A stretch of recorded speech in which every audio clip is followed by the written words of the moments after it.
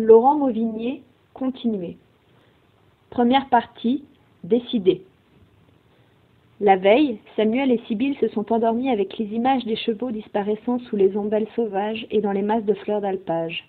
Les parois des glaciers, des montagnes, les nuages cotonneux, la fatigue dans tout le corps et la nuit sous les étoiles, sur le sommet d'une colline formant un replat idéal pour les deux tentes. Et puis au réveil, lorsque Sibylle sort de sa tente, une poignée d'hommes se tient debout et la regarde. Il lui faut 3 secondes pour les compter. Ils sont 8.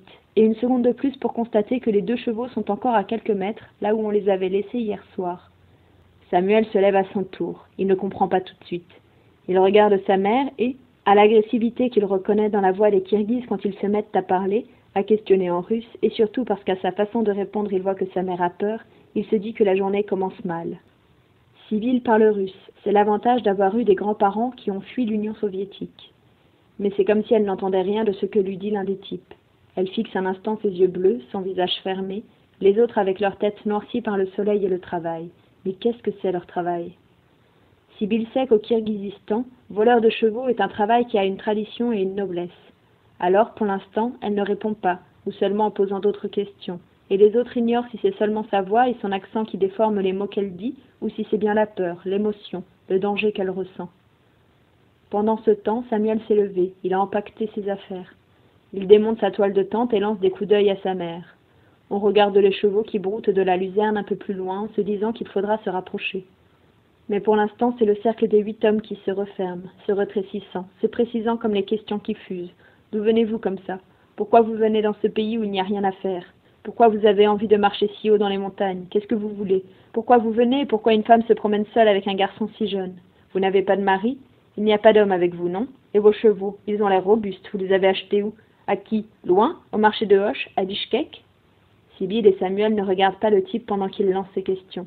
Elle continue de parler en rangeant ses affaires, des gestes précis qu'elle ne pensait pas avoir déjà acquis. Elle pourrait faire le paquetage les yeux fermés.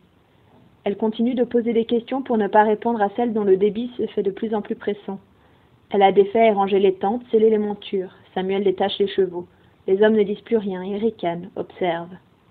On décide de descendre et de rejoindre les paysans qui travaillent plus bas, d'aller vers les fermes. On se le dit en français. Un instant, le français devient comme un mur épais et puissant pour se protéger des autres.